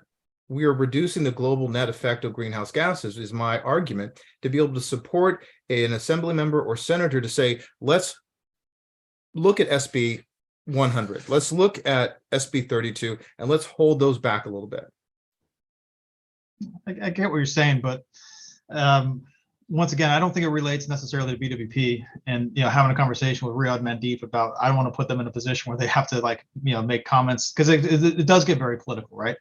I see what you're saying, and you can make that argument, but unfortunately, that's not the argument that we're having today. That's not the argument anyone's having today, either in the state of California or in the United States of America. One of the things we can talk about is like the Inflation Reduction Act, which was passed recently, which has a direct impact on what's happening here in Burbank and in the state of California, because a lot of what's happening with the Inflation Reduction Act is seeking to subsidize the the construction of renewable resources, renewable power projects. At the same time, it's creating a problem in that it is creating a tremendous amount of demand for those types of projects, which now we're not just competing here in the state of California with our neighboring utilities, we're competing with every utility in every state in the country. So Mandip, can you kind of go into like the Inflation Reduction Act and kind of how that's impacting us here in Burbank? And before you do not need to comment on things that would get anybody in trouble. Thank you. In terms of the IRA or the Inflation Reduction Act, a lot of the details, we're waiting for those to come out to kind of go out for requests for proposals. We're looking at how the tax credits, because now as a publicly owned entity, we actually can get some credits from that. Historically, with renewable developments, the credit went to the developer. So now that there's a change in where the benefit can go, where the cost reduction would occur, really is going to benefit us. The other thing is we did talk to the Intermountain Power Agency and Los Angeles Department of Water and Power on that hydrogen aspect of IPP. And one of the things that the IRA could help with is lower the cost of the electrolyzer and actually the production and the cost of the hydrogen piece. So, and you had mentioned earlier, it's a 3-to-1. We still have to pay for that one that's produced. So that's one, it's probably going to go down like 60 to 70% in terms of paying for that hydrogen piece. And even what we're seeing with renewables across the board, as we get the details on what the exposure to our benefit is going to be, it could be anywhere from a 20 to 30% reduction. And I think in Riad's group with a lot of the infrastructure, it's a little bit, it's probably a bigger benefit compared to some of the renewable projects. So I'll hand it off to Riad right now to talk about it. Yeah, I mean, we've gotten the IRA. We've gone through and put in, put in application for a grant that was just put out. It's called the GRIP from the DOE, and that's distributing some of that IRA money. And we put in for our projects that impact obviously most of the areas along the freeways, building 2 substations that would allow us the capacity to serve the bigger developments. And those new substations actually support the 4 kV to 12 kV conversion. That's what you need to actually distribute that new voltage. We have 2 that we're building. Like I said, they're around $27 million now. And so 2 of them that we're seeing that we're going to need to build in the next 5 to 10 years. We applied for that grant. We actually passed the first stage, where we got passed through the first stage, and we're one of 140 that we might be able to get this grant. That's $50 million. $50 million. And so we have a legit chance, 8% chance of actually getting that $50 million, and that centers around getting that capacity to be able to go down that path of being able to get bigger developments, being able to get the hillside SB9, SB35 projects, to be able to have that capacity to serve them and not have to worry about building, XYZ. So we're running after that. In fact, we have 3 consultants on board now working on grants. Like, we're literally searching and hunting down grants and going after opportunities. Water's going for 20 million. We had gone down for a $3 million one the previous year. I mean, we're talking about millions, no longer $100,000, sub 100,000. Those are, we're talking about millions of dollars, and we're going right after them. And remember, that $50 million is just for this year. Next, if we don't get it this year, we're going to apply next year. This goes across 5 years. So we have plenty of opportunities to get that money. And I think if we do, that creates downward pressure on our rates, right? That's major downward pressure on our rates. And our ratepayers are going to see that. And so that, in combination with the fact that developments now are paying for that capacity, which you'll be seeing when we go for the rate increase, we're going to update our rules and regs. Part of that is we're updating how much not people, but developments, right, are paying for that capacity. Because before, if you were under a certain threshold, you paid pennies on the dollar. Now you're going to have to pay, just like everyone else, what that capacity costs. And that's going to boost actually our recuperation of that dollar for those substations, and again, put downward pressure on the ratepayers who used to pay for that. You're talking specifically, if we can share with everybody, as an example, the SB 35 projects that are coming online around the Empire Avenue, where that developer is having to pay a percentage of what it's going to take to make that energy available. Correct. The substation capacity portion, they're going to be paying what anybody would be paying. So in short, right, a developer comes in and they're above 5 megawatt. We call it the 5 megawatt rule. Okay, and our rules and regs says if you're above 5 megawatts, you need to build a substation just for yourself. Right now, that substation costs more than $20 million for that developer. Whereas if Burbank says, you know what, we need that capacity in that area, instead of you building that station just by yourself, and then we have to maintain it on the ratepayer's dime, we'd rather not do that. Let's take whatever you're going to call, you need 20 megawatts. We'll build an 80 megawatt station, and you could pay a quarter of that, and you could get that capacity that you need. What Is that that does now? Because I thought I heard you present something that may be something you're doing. It is. We just started doing it in the last couple of years, and that was something we negotiated with Avion, and we negotiated with the airport, the Second Century project with Warner Brothers and Worth Property. Those are the negotiations that happen because we're getting smarter as a utility and saying, look, we have 12,000 volts. We don't need to have everyone their own station, because once they build it and they pay for it themselves, they turn it over to us, and we have to pay for the maintenance of it, because now it's our asset to maintain. We don't want to do that. Why would we do that? That's extra cost to us that benefits no one else in the city, but everyone pays for it. So instead of doing that, say, no, you don't have to build your own station. We'll give you that power. You need to pay into everything else that creates that station. And then the ratepayers and the community can benefit from that, because then they don't have to pay 100% of that station. And so that's where we're getting to, is that we're getting smarter as a utility and utilizing what we inherently have, which is a power and our assets. And what we want to do is now, not just because you're above 5, if you have any capacity that you're going to bring, if you're a 1 megawatt, or a 100K customer that you're bringing new demand to our system, you're going to be paying for a portion of building that station, because the ratepayer should not be paying for that. That's where we're going, and that's downward. That was presented to our board literally the beginning of this month. If you want to go through and watch it online, I did a whole presentation on that.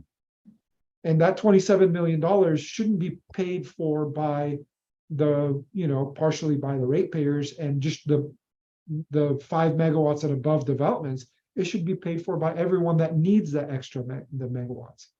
The reason why we're building it. And that's going into effect, hopefully, once it's approved by council. So I appreciate that, Riad. Mandip, I want to go back to what we were talking about previously with the Inflation Reduction Act. It's providing subsidies to help us, with this transition to renewables to a different type of grid. Is the state of California, do they offer anything kind of similar to that? Is there any monies available from the state? So with the state, money is available for innovative projects that are kind of outside the scope of anything that's mandated. So if we were to do some pilot projects, we could go after grants with the California Energy Commission and maybe the California Air Resources Board. But projects that we have to do, like solar projects and wind projects to meet the renewable portfolio standard, that is not going to be supplemented by the state.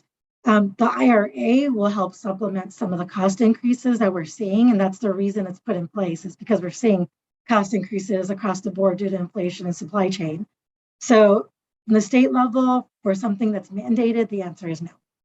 So the IRA is also creating this double-edged sword, right? Where it's helping on one end, but hurting on the other, where it's creating this demand. Give us the time frames of like what these power projects look like, as far as from the build out to the interconnection to I guess the when you first propose something to when you negotiate it to the design build permitted, approved, interconnection, all that kind of stuff. What do the timeframes look like for these projects? I think it's going to be surprising to everyone that's listening too. It's not overnight. So we were just talking earlier before the podcast started about the interconnection queue, which is your right to transmission or your right to build transmission within a balancing authority. It used to be a couple of years to do that, to get those rights in 2017, 2019 timeframe. Now it's about 5 years. So first step is to get into that interconnection queue, which can take up to 5 years. So once you're in that queue, you get the approval, then you start developing, the renewable developer would start putting together their package for their project. That's when they reach out to Southern California Public Power Authority, which is a joint powers authority with a couple other 12 cities in Southern California that are publicly owned utilities, or they'll reach out to Burbanks or the Edisons of the world, and we'll start negotiating that project. So you have 5 years off the bat, then you start negotiating that project, and as that project's being negotiated, that project is also being developed. So when it's being negotiated, they usually give you a commercial operation date, and that is the date the project is going to go live. So sometimes that could happen 6 to 12 months, but lately it's been anywhere from 18 months to 3 years.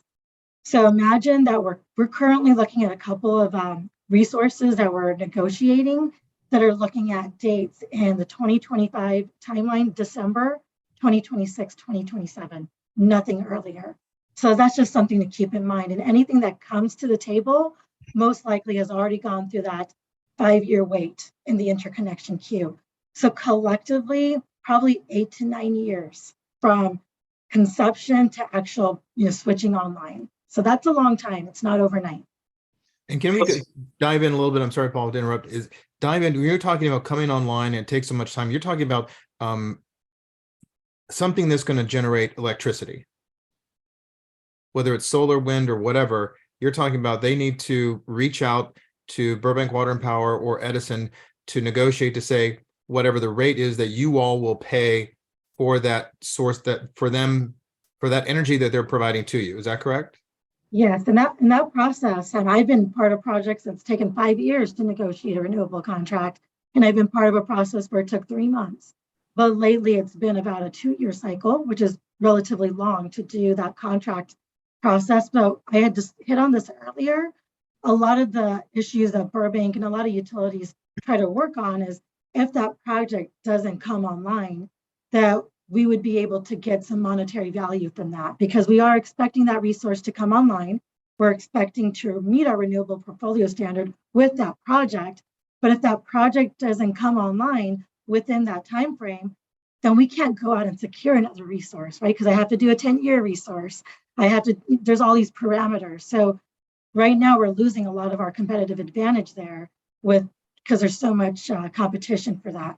And that prices are going up, the length of time to bring those projects are going on. So we're looking at projects right now in 2023 that'll come online in 2026. So that's 3 years. Can you give me an example of what type of source of energy that would be? Let's just pick something, whether it's solar or...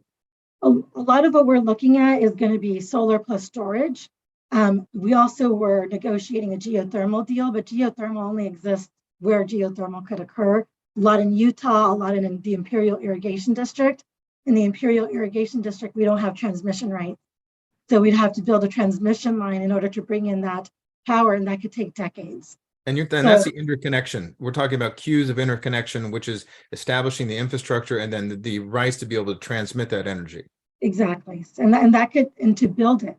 So sometimes there's already rights there, and there are transmission lines there that developers will get rights to, and it's embedded in the cost.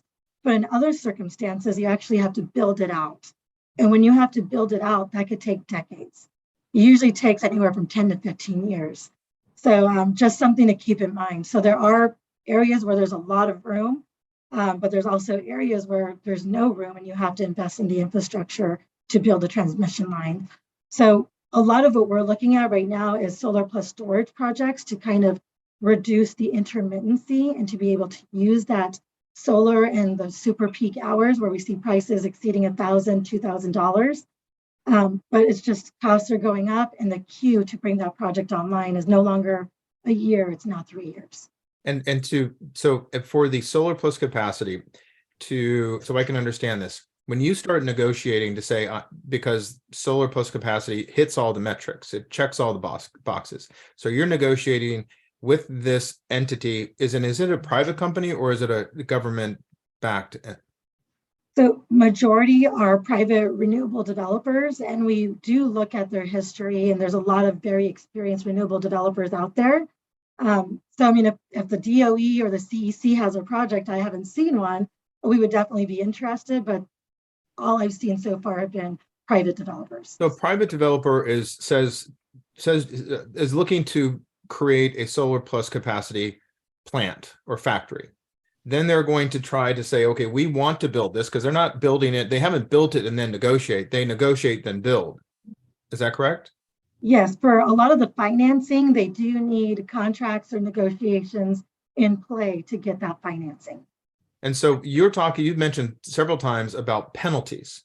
So if you negotiated with somebody and entered into a contract that took years, and then for some reason, due to market forces or lack of supply, we're not be able to come online, there could be within that contract penalties because you had you're saying, well, now I was looking for X production and you can't provide me X production. So it's a case-by-case basis based on each power purchase agreement, but Burbank and a lot of entities work very hard to get that stipulation put into contracts. So we are protected and we're protecting the ratepayers. And for that short term, maybe we could go out and get some renewables to cover those few months. But right now, it's not a few months. We're seeing years of delays. And that really detrimentally impacts us because that amount is usually capped. No developer is going to come in and say, sure, find us for $20 million. There's usually a cap on there, and that cap is usually a couple of months. So that's the challenge that we're facing here is, and everyone's in the same boat, is you just don't know if that commercial operation date is actually going to happen. Thank you for that. And thanks for letting me jump in, Paul. I just didn't really have anything else to add to that. I just, I think kind of like, going back through the course of this conversation, I hope what we're getting out there is kind of the complexity that we're dealing with, what the BWP is dealing with trying to, meet these mandates, the transition in the industry that's taking place right now. It's a lot of complexity to it. And, kind of coming back to the point of this conversation was to talk about rates. So I'd like to focus on that a little bit. I believe the proposed rate increase for this coming fiscal year is 8.5%. Is that right, Mandip? Yeah, that is correct. And it does incorporate a lot of what Riad's doing in his group and a lot of the compliance requirements we have, and filling in the energy needs caused by the shortage of the Intermountain Power Project. So when you look at 8.5%, I mean, that's pretty, it's pretty steep. And going back to what you were saying earlier about, talking about low-income people and them being disproportionately impacted, I look at that kind of a steep rate increase, and I think, that's who's really getting hurt by this more than anyone. Is this is a tax on, on people, but it's going to disproportionately impact those people who have lower incomes, and it's really difficult. And that's, I think, David, where I would have that conversation with our policymakers, right? And say, look what your policies are doing. Your policies are really putting a burden on people who are struggling, living paycheck to paycheck, struggling to pay their utilities, pay their rent. And so going back to what you said previously, I mean, this is where that impact happens. And it's not just 8.5% this year. It's, I believe the projection is 8.5% for the next 5 years, correct? No, I think it's 8.5% this year, 8% next year, and I think 7% the following, or something next. Okay, so it looks like it's going to be staggered where the trend is downward, but that's not a guarantee, right? I think our projections prior to the pandemic were like at 2% increases. I was serving on the board at that time, so if my memory serves correct, we were looking like we had years of 0% increases. So we were very proud of the fact that we were able to accomplish no rate increases. So to go from 0% to 2% projections to now 8.5%, it's a lot. But I think when you look at everything in totality, dealing with the labor issues, dealing with the supply chain issues, investing in our infrastructure and all of that. I'm not one who likes rate increases. I'm not a big fan of those. I'm not a big fan of taxes or increasing taxes in any way, shape, or form. But based on my knowledge and background with BWP, I understand why they have to go to the public and seek such a large increase. I will add to this. If you were to break down that 8.5 into components, the components are largely what Mandip has to deal with, which is renewables. If you really look at it, like our increases, if you were just to say labor, a lot of people could, utility people, they make too much money and all, yeah, I get it. We pay in the city of Burbank, we pay market. That's the only way we can retain our employees, is to be able to pay market and have a really good environment for them to work, right? A safe, good culture to work in. That's the only reason why we retain and able to attract employees. Labor is 12% of our overall budget.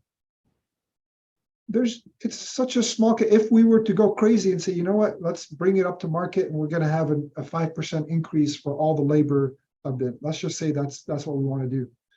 Well, 5% on 12% of your budget is like 0.6% rate increase. It's nothing. But when you start putting in all the renewables and how much our energy sources and what Mandip has to deal with, that's what's making up the remainder of that 8.5%. Yeah, no, essentially what BWP is doing is just passing the cost along, right? Exactly. And I can't understate how important labor is, right? It's very important. And that's where we get our 99.999%.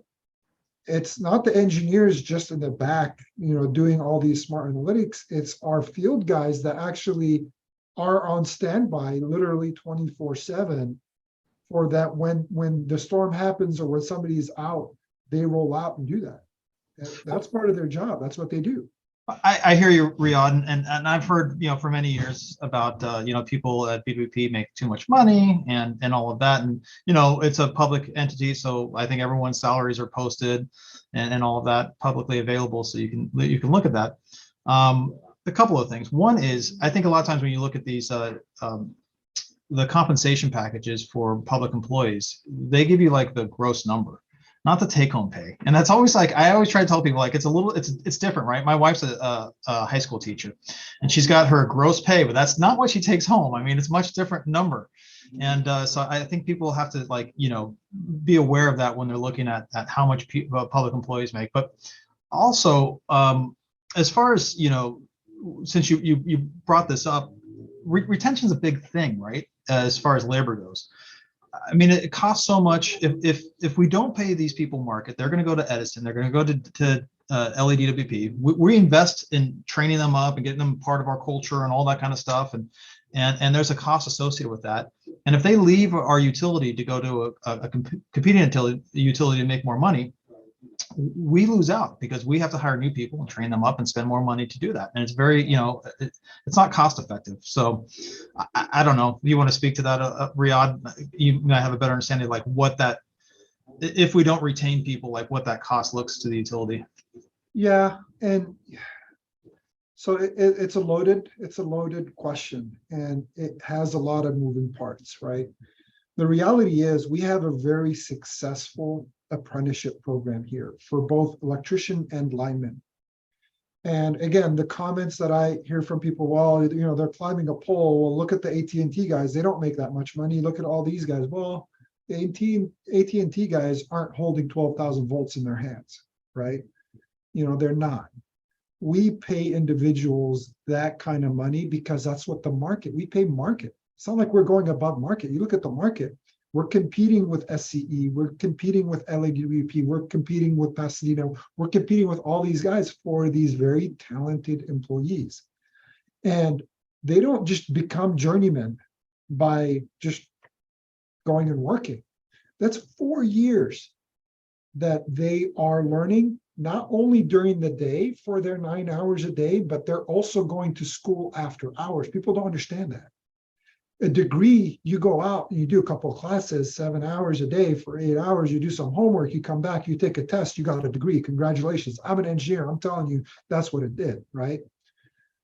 But when you are becoming a lineman or electrician, you're doing that, and then you go to school after work. Okay, you do 3-4 hours of school after work for 4 years. That's what it takes. And not only that, then you're exposed to the elements. You're holding the stuff in your hand. They're very talented, and you got to be capable of being in that profession. Not everybody can do it. Not everybody can climb up 40 feet, 50 feet up in the air. I can't. I tried last year. I froze up at around 25 feet.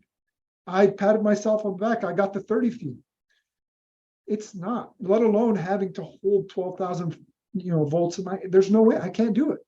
So it's very limited amount of people that want to do the work. Everybody's attracted to tech and everything, but you got very limited amount of people that are capable of doing the work and want to do the 4 years. That's what you're really going after. And the reason why Burbank's able to get the 5.9s again is because of these people. And again, you talk about, oh, well, we're out. How long does it take? Getting people online after they're out, that's a metric that all utilities rate against each other. We're one of the lowest in the nation. Why? Because of these guys and ladies, right? We're going to eventually get to a point where people are going to say, well, why are we paying them? Why are they on the front of the page? Why are they? Well, out of the 33 positions, we were down 10 positions. What that means is all these guys, they have to sign up for overtime. We need them to sign up for overtime to cover for all of this. Or else when an outage happens, we're not going to be able to get them out there. Plus, you're paying them to not have a drink that night or the whole week because you might get called. That means they can't go out with their families and enjoy their life for that week. They can't assume they're going to be out somewhere outside of a certain perimeter for that week. And if they get a call, they better be in here within a certain time frame. So people don't understand that. Those are some of the things that it takes for our guys to make the reliability work for the city of Burbank. And we managed to do that for a long time.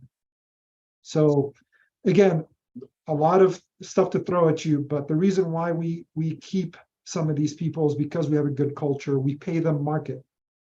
That's why. And I'll just add on top of that is the Magnolia Power Project and the operators that we have there. Just be mindful that there are 5 other utilities that are part of that project.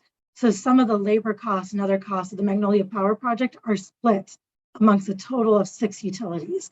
We are the operating agent. We do the operations and maintenance of the facility, but it is a shared facility. So something to keep in mind, where not the entire cost of that project is exposed to BWP as well. One of the things as we get close to wrapping up, because we only have 8 minutes, and I want to kind of respectfully to Riad and Mandip and Paul for being here this long and engaging in this conversation. I really do appreciate it.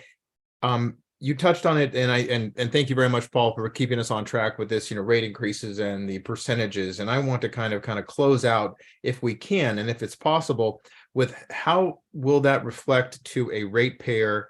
How does the percentage affect a ratepayer as it equates to the dollars spent? Because is an 8.5%, we've heard about 8.5% increase. And is that going to be $1, $10, $50 on, and how is that measured?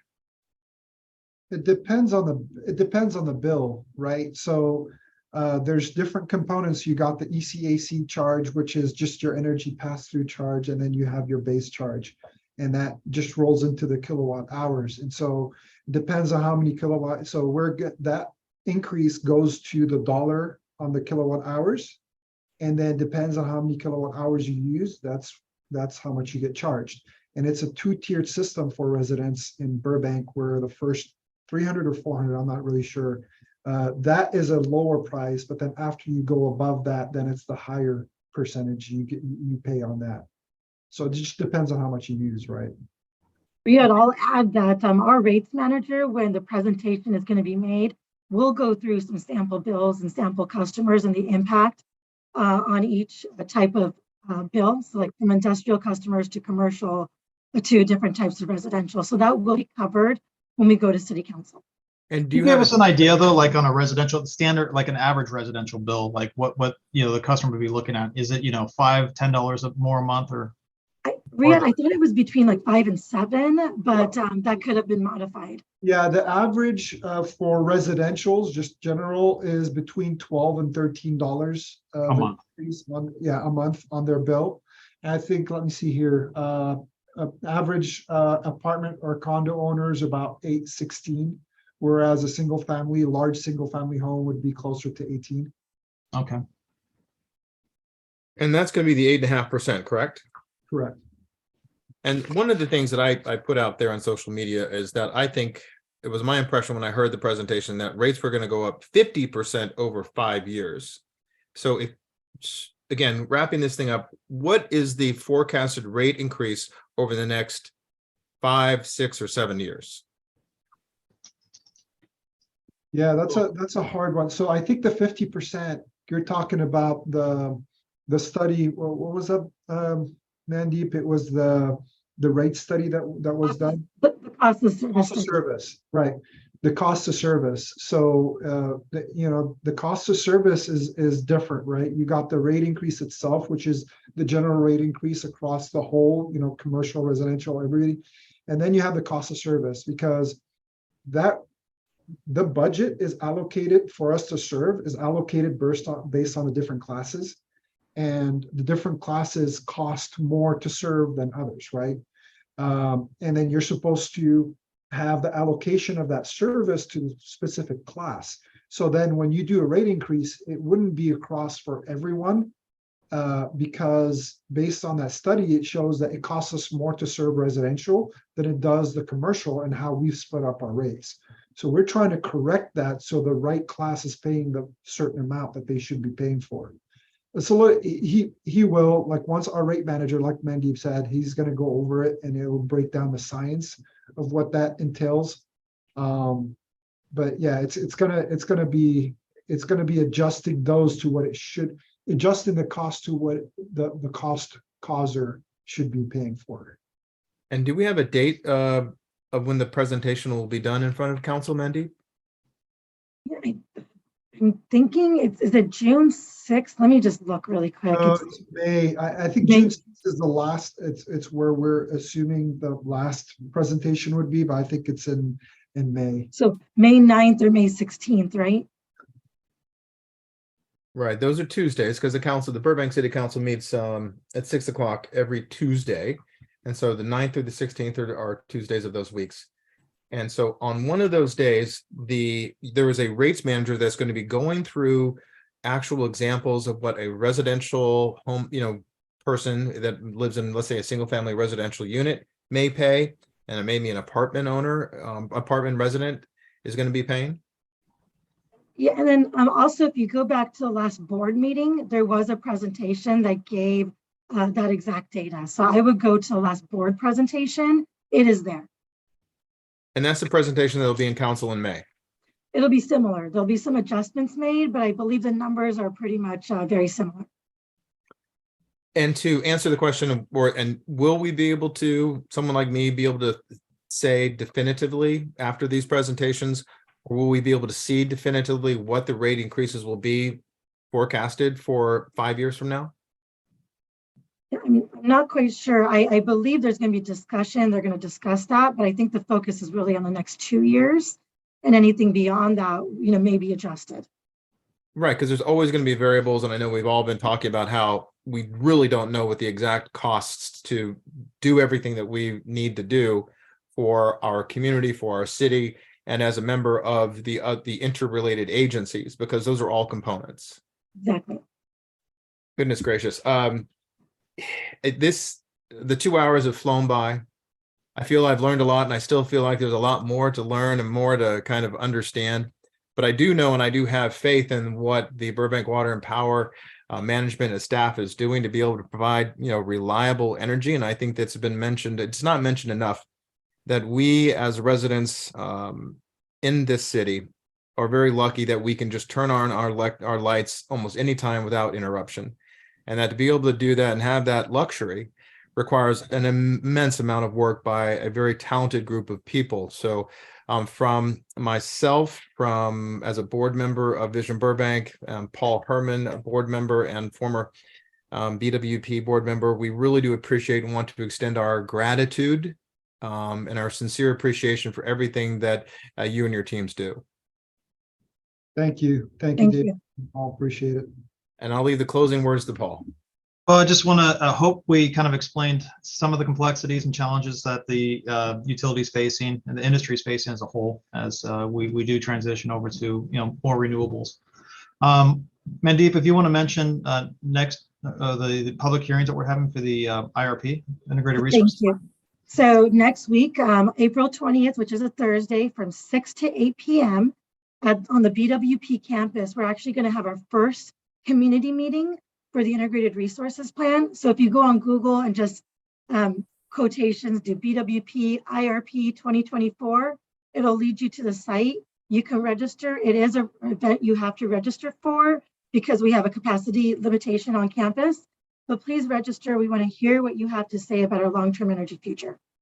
And there's a survey also still that's available, right? Yeah, thank you. The survey is still posted online. So far, we've had almost 500 participants. So please go on there and provide some suggestion of where you think we should go.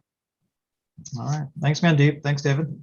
Thank you, Riad. Thank you, Mandeep. Thank you, Paul. You all have a wonderful rest of your day. Enjoy your weekend and stay safe out there. Take care. Everyone. Okay, bye-bye.